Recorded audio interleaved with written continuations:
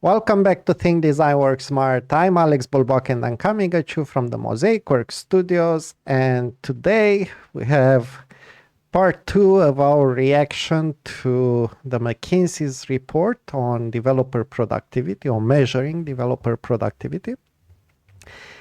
And what we will do today is discuss the reactions to this article. There were a lot of reactions, but we'll focus on reactions from Kent Beck and Dan North. And to help me with this, I have with me once again Adi. Welcome, Adi. Hello. Before we start, I think it might be a good idea to recap a little what were our thoughts on this, on McKinsey's approach. And I think that the first thought that comes to my mind is that we are discussing how they are missing on a few things: complex adaptive systems, how they are missing on the fundamental knowledge, the fundamentals of knowledge work, which I believe are not completely known on how to work, and on how we compared software development with other industries like ads. And we were wondering, how do people measure productivity for ads? And obviously, typically it's about impact. It's not about work. And I think we also had an issue with a fundamental issue with the article, that it didn't define productivity. And what developer means. And what developer means, exactly. So there were a bunch of issues here. Do you remember anything else? Yeah, well, I mean, there were a few good things there, right? But it's totally missing the point. I mean, you cannot have this situation in an information age when you want to measure some. So you are living in the information age, but you want to use measurements like in the industrial age. It doesn't add up. So that was basically it. Yeah. So that was basically it. And on this note, we can actually start discussing the reactions. And the first one is Kent Beck. Actually, Kent Beck and, let me see if I can pronounce this, Gergely Orosz. Gergely Orosz would be probably right. Probably. Okay. So if you don't know Gergely, he's publishing a very interesting newsletter that has a free version, like a few free numbers every week, and then there are a few that are paid. But typically it's very, very interesting. And initially he wanted to write the newsletter, and then he started discussing with Kent Beck, and basically they published an article together. Part 1 and part 2. Part 1 published on 29th of August, part 2 31st August. Part 1 is together, part 2 was published with, they are slightly different versions. So there's one version by Gergely, one version by Kent Beck in terms of conclusions. But, well, we won't go into all these details, of course. You'll need to read the articles by yourself if you want to learn more. But I think it's very interesting. Adi has not read this. I did. Yeah. So we'll do as usually. Adi will act as the audience. So let me start from the beginning. The consultancy giant has devised a methodology that claims measure software developer productivity. They only measure activity, not productivity from a business perspective. And measuring activity comes with costs and risks they do not address. Here's how we think about measurement, part 1. At Facebook, Kent instituted a sort of surveys McKinsey recommends that was good for about a year. The surveys provided valuable feedback about the current state of developer sentiment. Then folks decided that they wanted to make the survey results more legible so they could track trends over time. They computed an overall score from the surveys. A 4.5 became a 4. What happened? Very reasonable thing to do. That was good for another year. Then those scores started cropping up in performance reviews and they are doing such a good job and their score is 4.5. That was good for another year. Then those scores became goals. Moved from 4.2 to 4.5 during this performance review period. And the scores started getting rolled up. A manager's score was the average of the report's scores. A director's score was the average of the reporting manager's scores. Now things started getting unhinged. Directors put pressures on managers for better scores. Managers started negotiating with individual contributors for better survey scores. Give me a 5 and I'll make sure you get an exceeds expectations. Directors started cutting managers and teams with poor scores, whether those cuts made organizational sense or not. Yeah. Yes. So what gets measured gets managed, right? Yeah. And there's also that quote that I don't remember which of the management authors said that a manager could destroy the organization just to make sure their goals, their KPIs are met. Absolutely. And I guess this is one of the things, and this is what we are touching when I was talking about complex adaptive systems. There were a bunch of things, but one of them is it's not like you measure something. So let's take, for example, something like a physical system, okay? Typically, if you measure a physical system, it will act the same, except for quantum, but that's completely different. Let's not go there. Once you start measuring a complex adaptive system, measurement becomes part of the system. So it starts adapting to it. At least that's true for social systems. So this is the big problem, right? Once you start measuring things, particularly with a history of software development where things always start like this. We start measuring something and then we go into making them easier to track, and then they turn into objectives, and then they turn into rolled up objectives.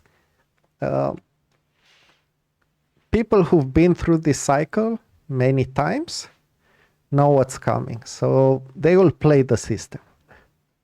Yeah, exactly. So game it as much as you can, get the most out of it so that you'll look well. That's the idea. That's what happens. And I like the next thing is things went from we'd like to know how things are going to we know even less about how things are going. Yeah. But they are definitely going worse because people are now gaming the system. Yeah. And instead of them focusing on how to provide better services or bring more business value, they will focus on how to get that good review. Exactly. And so it's not only losing time with something that's useless, it's also wasting energy on something that's bad. So it's worse and worse.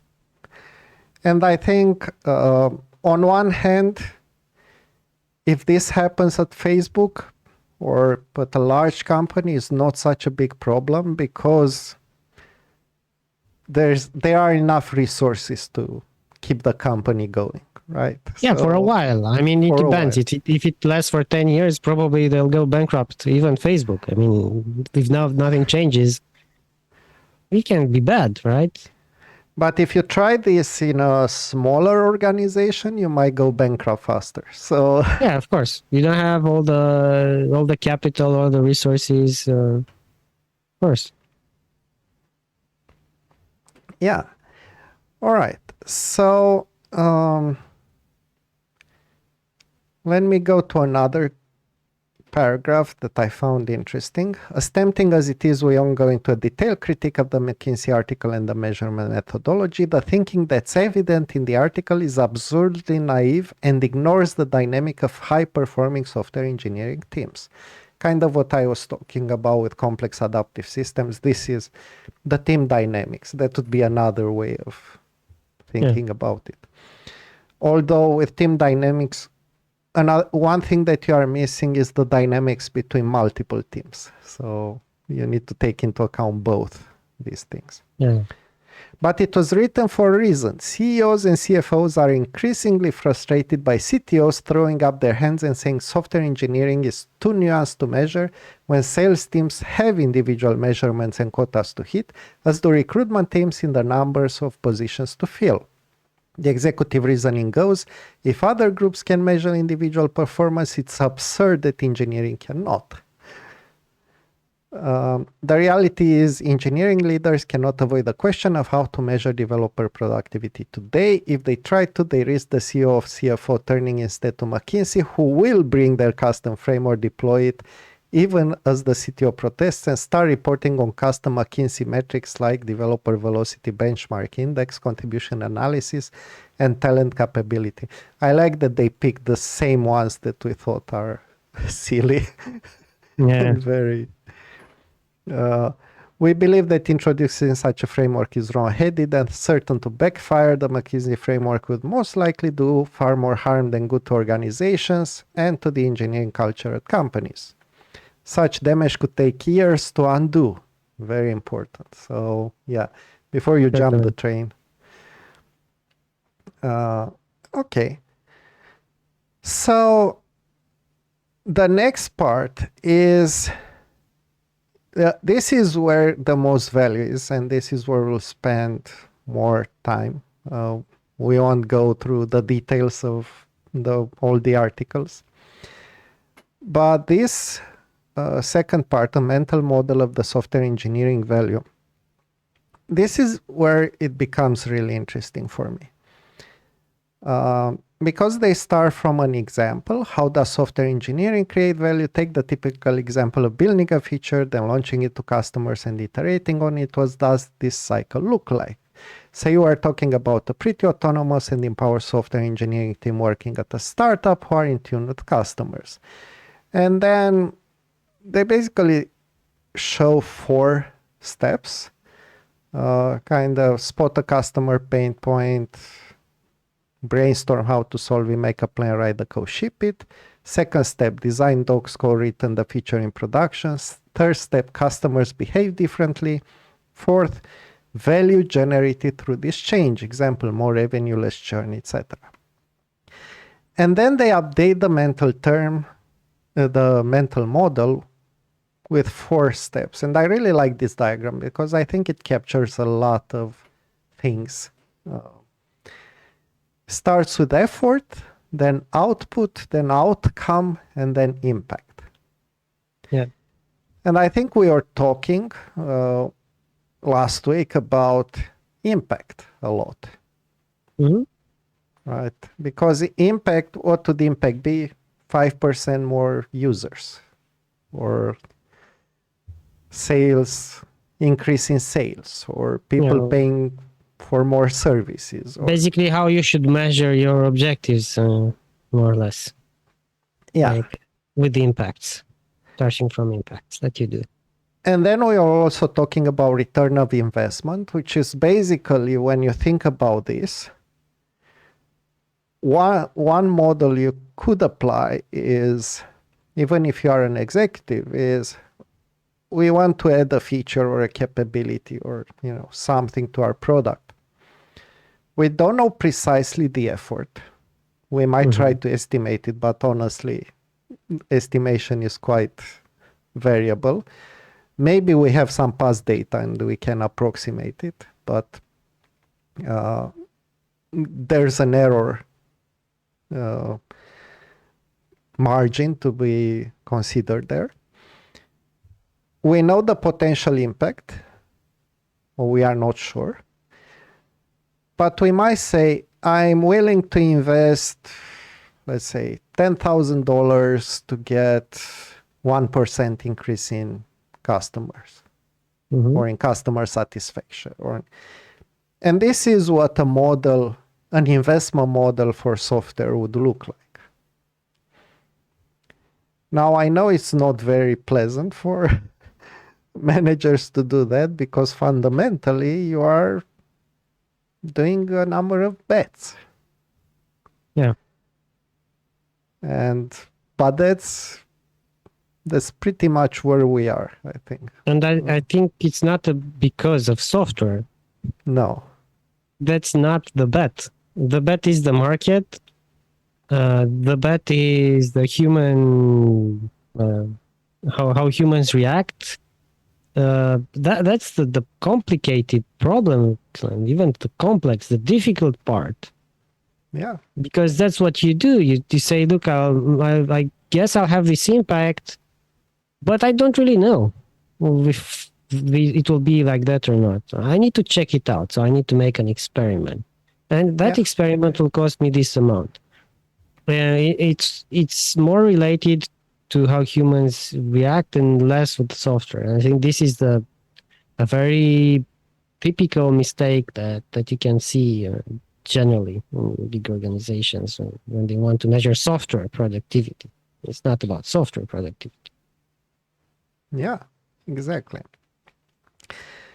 Okay, the effort output outcome impact model describes software engineering and works just as well for smaller tasks as it does for model thinking about feature development or shipping complex projects. That's true. So you can apply the same thing for simpler tasks. So for example, impact. An example of impact would be reducing operational costs by 1% because we are changing the architecture so that there are fewer instances started at one point on the cloud, right? If you are using the cloud. So there can be something like that. Or it can be something like we'll spend 5% less time on fixing bugs because we've refactored that area of code that was producing 30% of our bugs or something like that. Yeah. Okay. Where does the need for measuring productivity comes from? Who wants to measure productivity and why? A CTO who wants to identify which engineers to fire. Yeah, probably. Probably. Not a very good thing. To compare two investment opportunities. How can I measure the productivity of teams and allocate additional headcount to the team that will make the most effective use of additional headcount?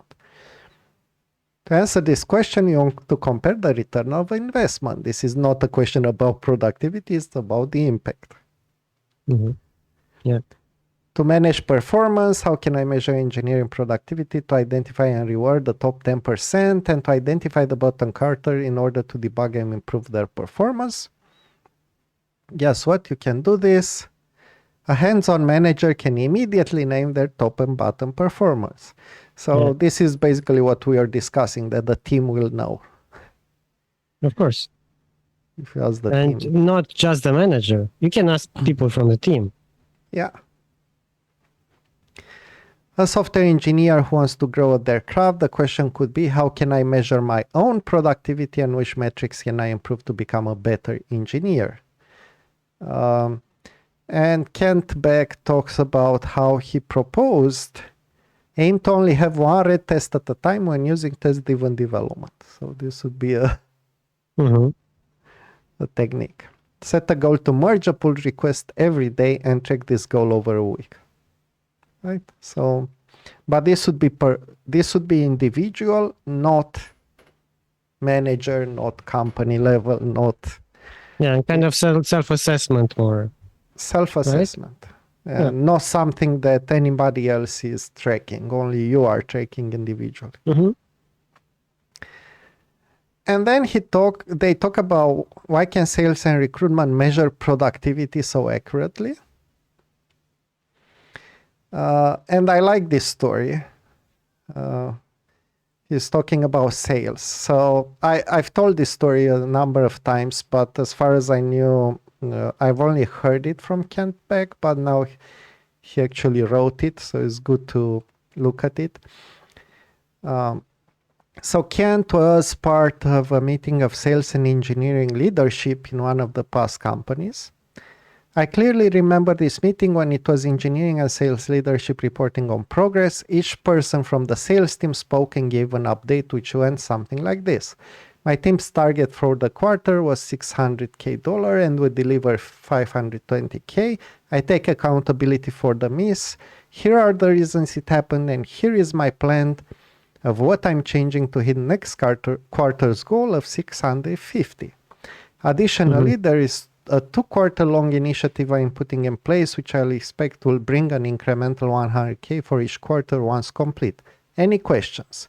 And then he would go into all the questions about all the way to individual level and so on. And then it was engineering's turn. My goodness, the contrast was stark. The typical engineering update went something like this. So this quarter we ship feature A and we are slightly behind on some tech debt migration, and next quarter we'll ship feature B and catch up on the migration. Any questions? If anyone had questions about some delay, the answer was never about individuals as with sales, and usually included factors like unforeseen difficulties, tech debt, APIs, all things which non-engineers in the room didn't really understand.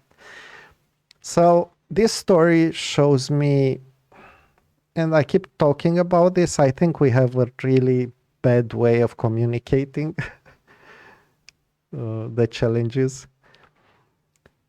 Because honestly, unforeseen difficulties, can you tell me that sales has no unforeseen difficulties? Everybody has. I think they just don't want to mention them. They don't talk about those. It's just, we had this goal, we either accomplished it or not.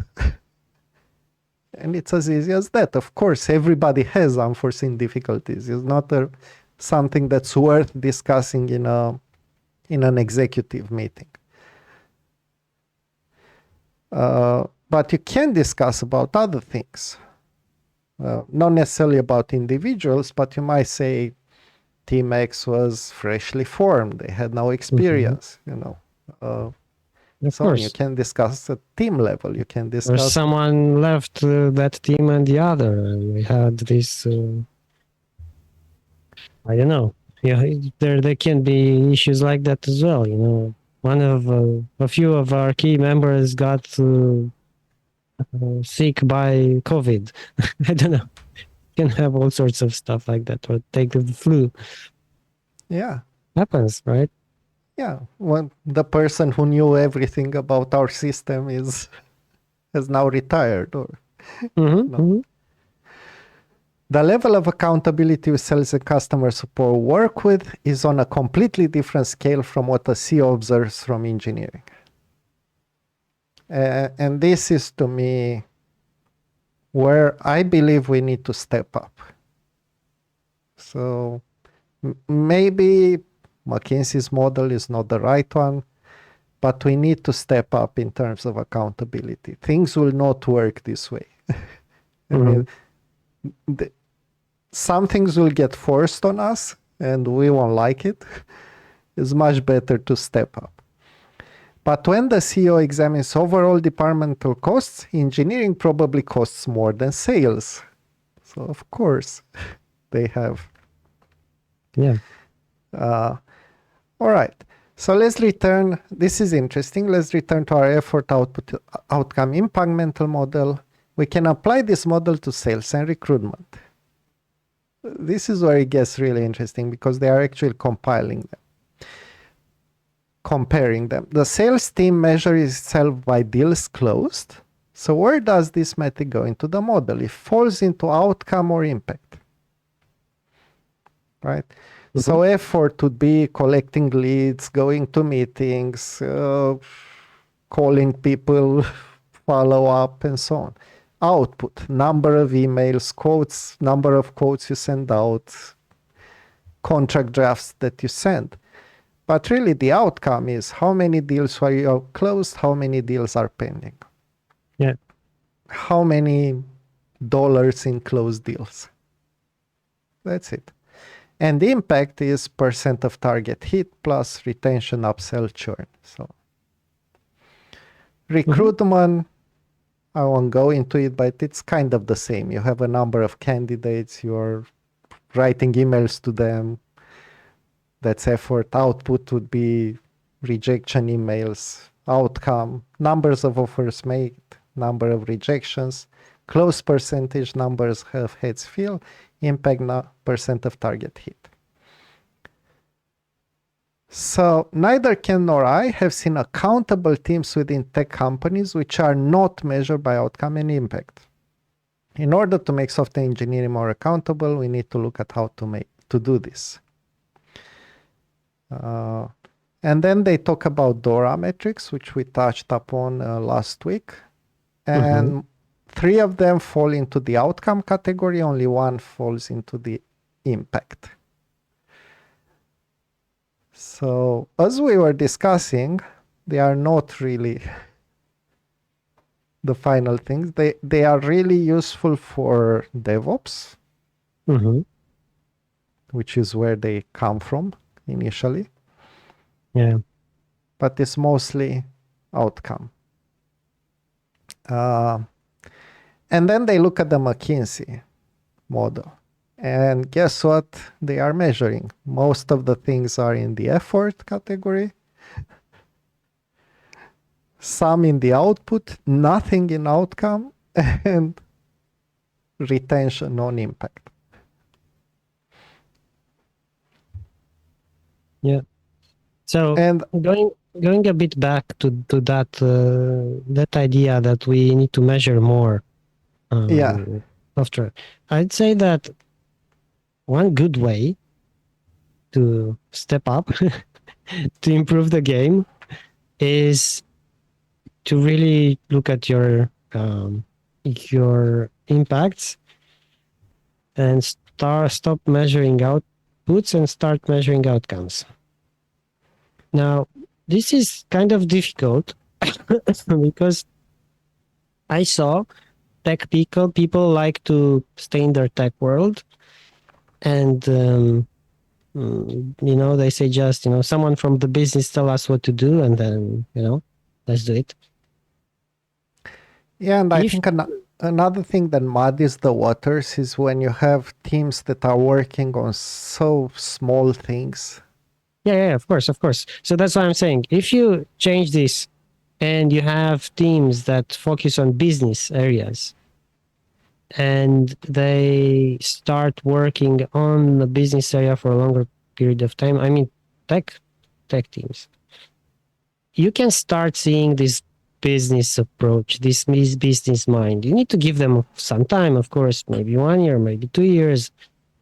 But they will start understanding what they do in turn from the business point of view. Of course, what that means is you need to have support, meaning someone from the business there with them for those 2 years and more, and even after, right?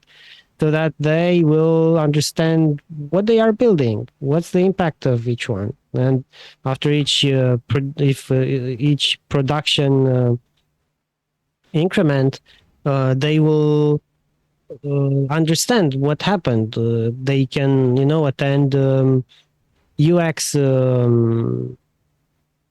tests, and they will see the impact of the business overall, and so on. So, in that way, you stop having a bunch of tech people, and you start having a good team made out of maybe startup-like mentality, entrepreneurship, maybe a bit. Where they start thinking about the impacts they make with their product. Yeah, I'm thinking of even if it's not really a startup, but you can Yeah, organize a larger business in streams that are like smaller exactly. businesses inside your business. Exactly. So the value streams I was mentioning, that's what I'm saying. You can have Exactly. these value streams where you just organize each value stream as a startup, and everybody starts understanding the business and why they are there. And that moment you can start measuring outcomes. So not outputs like we work 10 days, but outcomes like what you said. We improved the sales by this amount. We improve the acquisition of, I don't know, by this amount. We have this new product that helped the business in this way, and so on.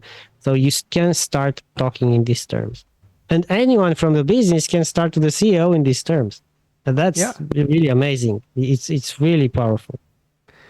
Yeah. When you start saying like our teams, because you'll probably have multiple teams, but let's imagine Hmm. you have a set of teams focused on signups, on improving signups in your product. And what they will do is they will be able to come and say, okay, so our goal for 3 months was to get 1,000 more users on the platform. Hmm. We got 950. Here's why we missed on 50. Yeah. Here's what we will do in order to get to 1,000 then. And here's what what we will do in order to recover those 50 that we lost in these three Mhm.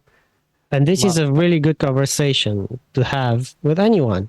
Oh, and it doesn't matter anymore if it's the CEO or if it's any team member. You start having these conversations, and that's I think the power of this way of working.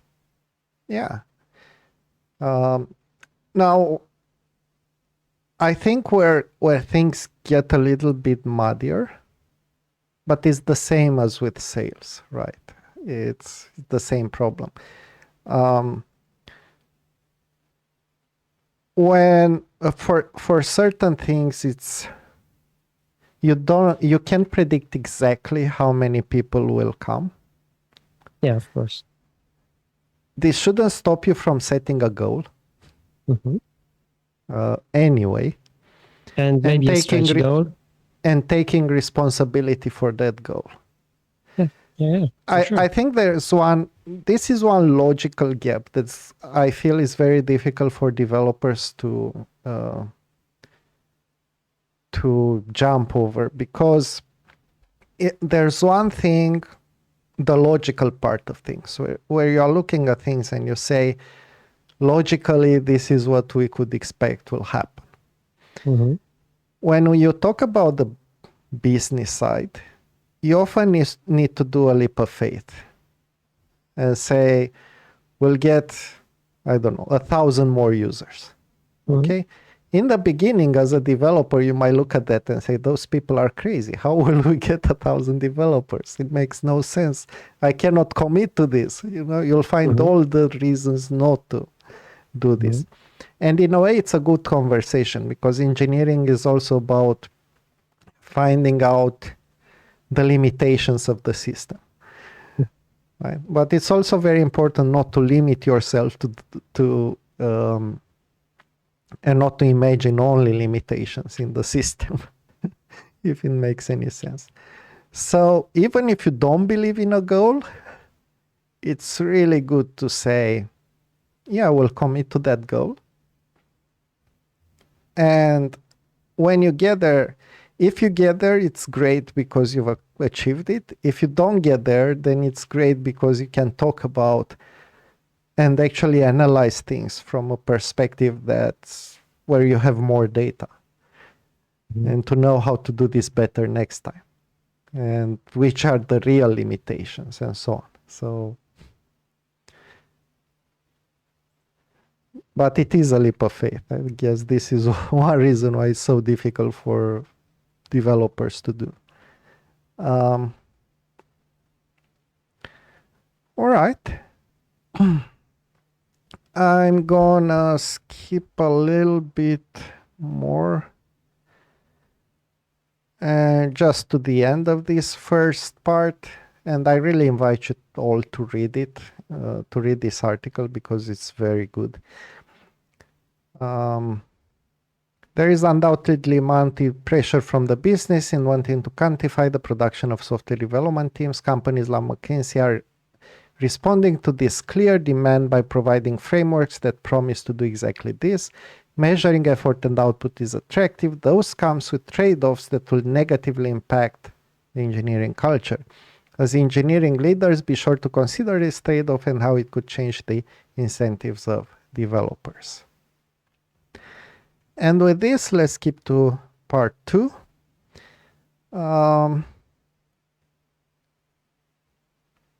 And I think we'll limit ourselves to this first section because this is very interesting. And then going to Dan North's reaction. The danger of only measuring outcomes and impact. Kent shares what he's seen happen when the only thing that matters is sales quotas. So what happens to sales, right?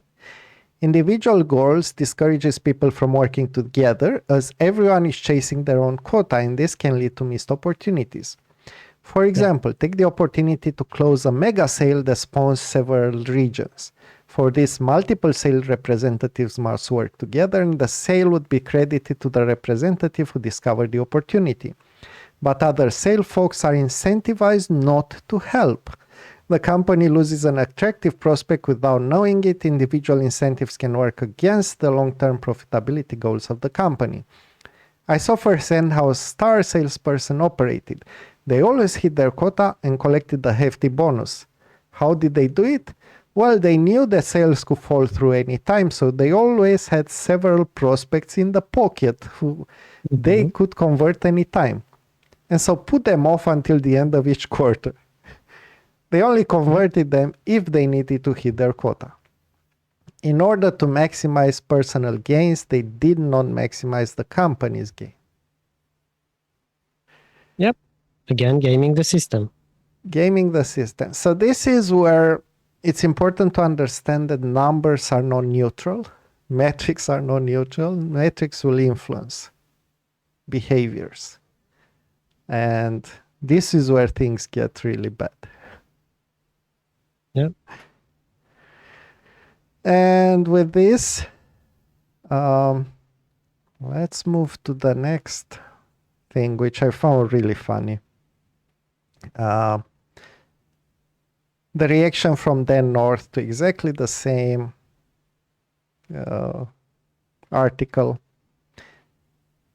And he's also showing the developer strip on bugs. By the way, this is another funny one.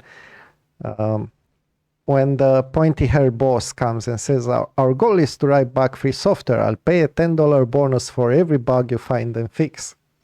And the response from developers is, yeah, we are rich. Because basically, you can write bugs into the application and then find them. So, yeah. It's like creating your own problems to solve them. Exactly. And by the way, this is something you could do, right? Talking about the previous thing with salespeople having in pocket, you can introduce some issues that you can fix later, so very quickly, and then you'll be the fastest programmer ever. He knows where to find the bugs. He's really fast. Yeah. But you really need to keep this guy. Of course. So it's really funny. This article is called The Worst Programmer I Know. The great thing about measuring developer productivity is that you can quickly identify the bad programmers. I want to tell you about the worst programmer I know and why I fought to keep him in the team. And he's talking about Tim McKinnon and how he was very unproductive. They were working for a well-known software consultancy. They introduced individual performance metrics, cascaded through the organization. By now, you probably know the story. They measure stories delivered or story points, doesn't really matter. With something like Jira, people would put their names against stories, would make it super easy to generate these productivity metrics. Because everybody knows stories need to be made by only one person. Of course. Which brings me to team. Team's score was consistently zero. Week after week, iteration after iteration, 0 points for team.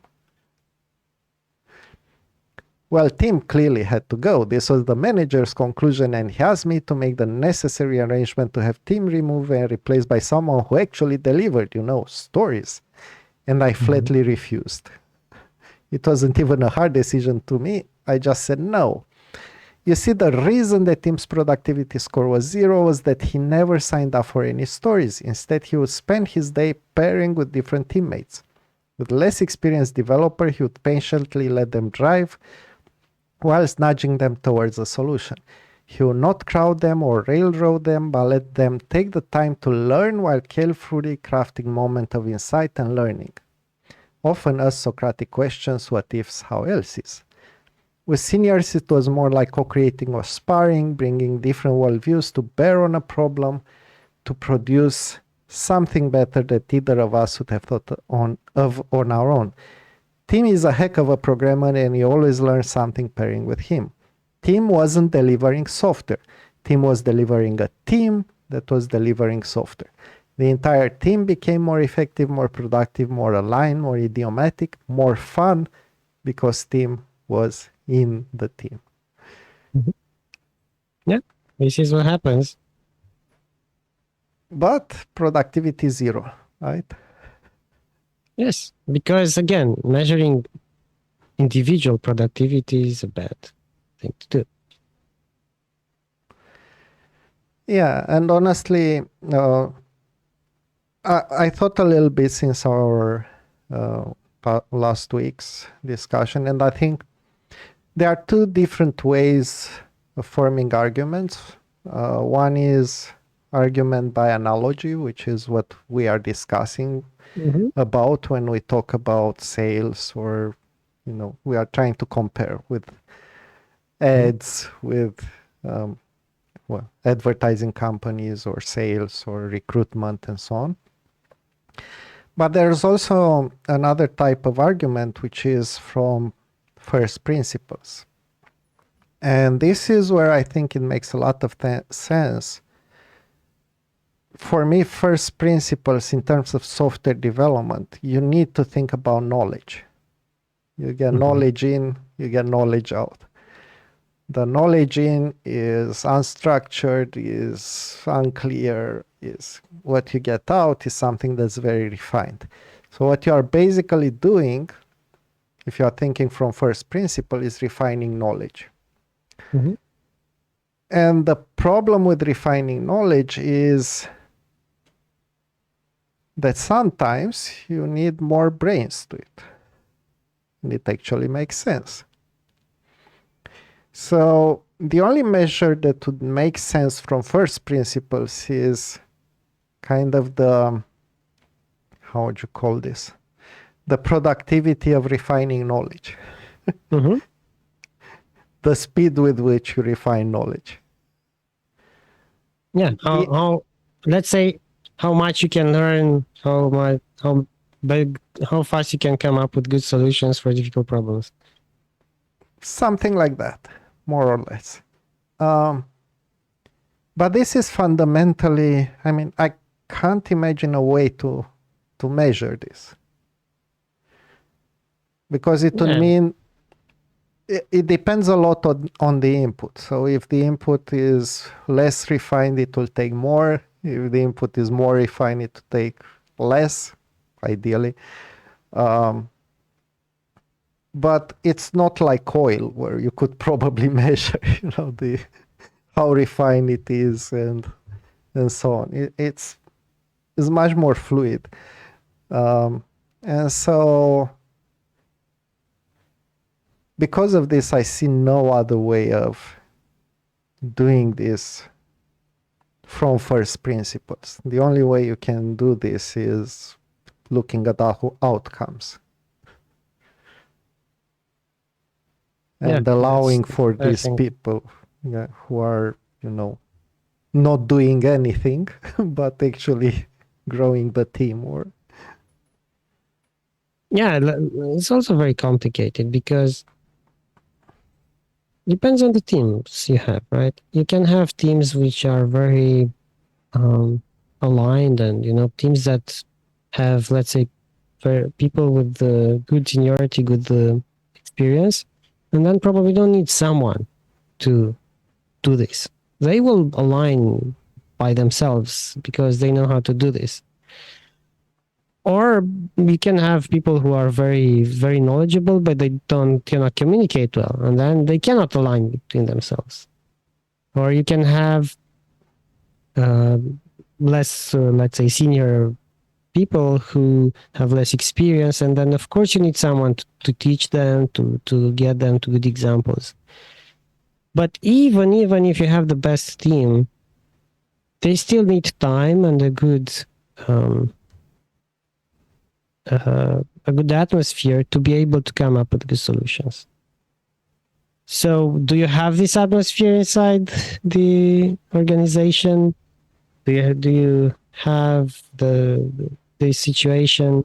It's really complicated. It's not just saying, look, we need to start measuring this and that. Depends a lot on where your organization is. If you have just a few people who are senior, probably I would prefer having them teach the others. If you have many of them, probably I would prefer them pairing or small programming or ensemble programming. So there's not an answer for everybody, I think. Context is king. Yeah, and honestly, it's much more difficult to understand the first and second derivatives of these things.